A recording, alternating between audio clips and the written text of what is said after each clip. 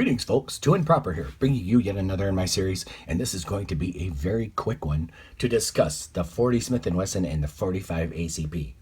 This is simply because I was asked to compare the two of them. A guy wanted to know which was more powerful. And it's going to boil down to your own personal thought process and what you like. But why did I open this with the 9mm Parabellum and the 380 ACP? I don't know. I'll just get them off there. I put those up there because they are generally the ones that most people carry when they're carrying small arms, when they're concealed carrying. And the difference between these guys is actually pretty significant.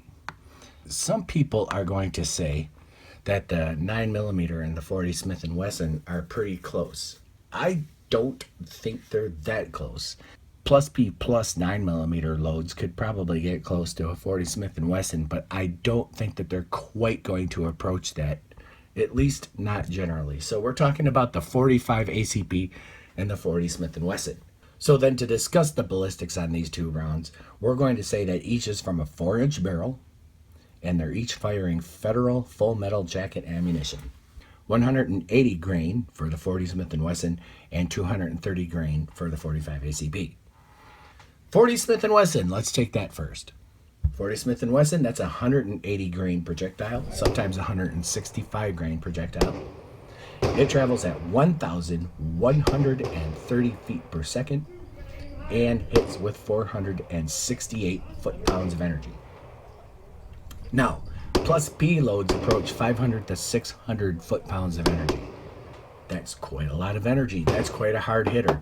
That's a high pressure round, and that's the difference between 40 Smith & Wesson and 45 ACP. Is 40 Smith & Wesson is typically a high pressure round. It's packed with a different kind of powder designed to give more velocity. 45 ACP is a standard pressure round. There's more mass in the projectile at 230 grains. And the 40 Smith & Wesson, which is a shorter version of the 10mm. So basically it is a 10mm short, just as 9mm is 9mm, and 380 ACP is a 9mm short, or 9mm Kurs to the Germans.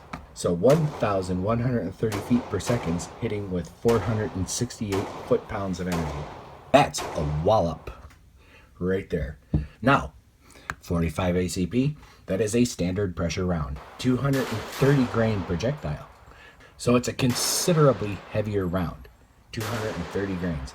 In standard, it travels 850 feet per second to 900 feet per second and hits with about 369 to 380, 390 foot-pounds of energy.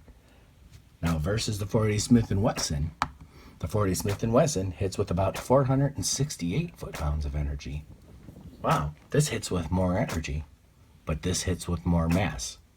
Most people like the recoil of the 45 ACP more than the 40 Smith & Wesson because the 40 Smith & Wesson is a high pressure round. It is a lot snappier to shoot. Now folks, I'm not saying that it's hard for me to shoot, and I'm not saying that you have a hard time or you find it particularly snappy. I know that there's very macho people out there.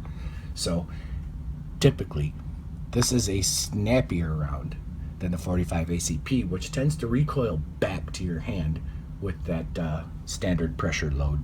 So a lot of people find the 40 Smith & Wesson to be more unpleasant to shoot than the 45 ACP. Now, if you're comparing the 45 ACP to the 9mm, well, the 45 ACP recoils a lot more than the 9mm, but it's generally pretty manageable. Not a lot of people have that hard a time with 45 ACP.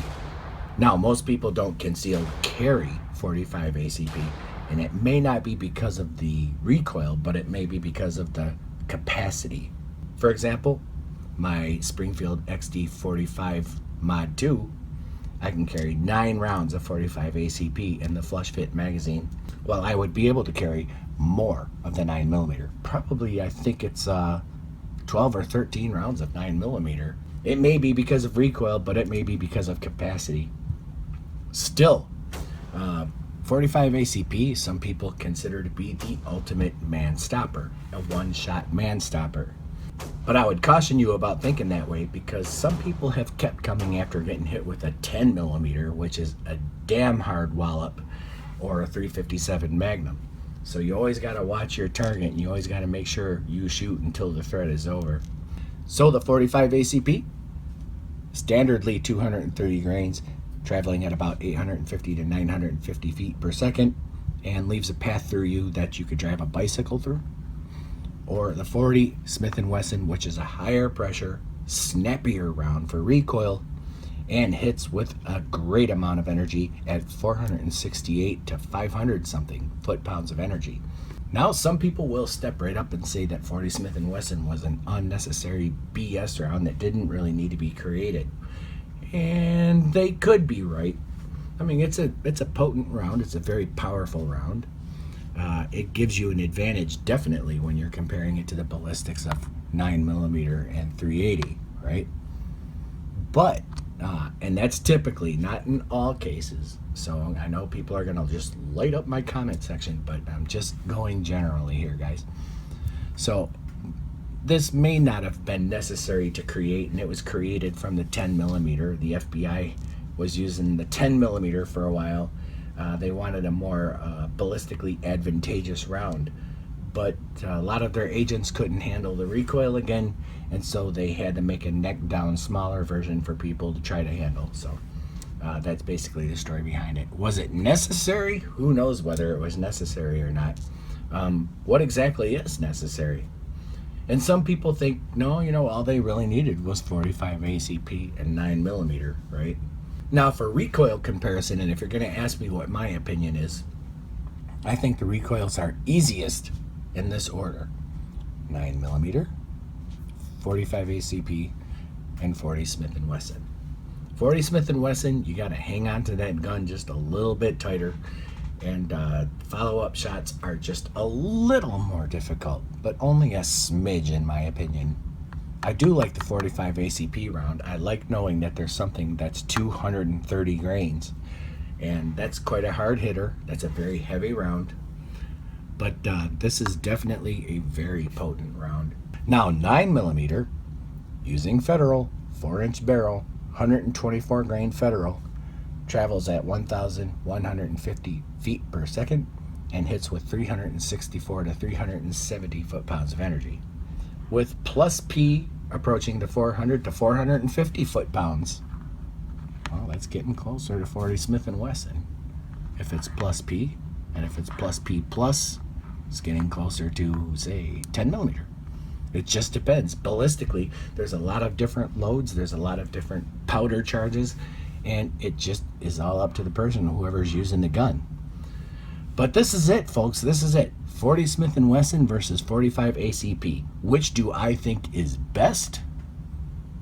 I'll go on recoil and say 45 ACP.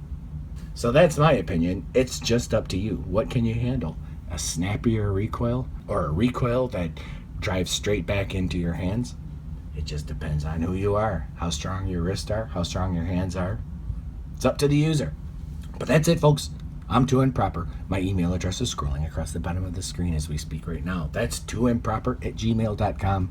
Write and I will answer you, provided you are being polite about what it is you have to say, and if I've got the time.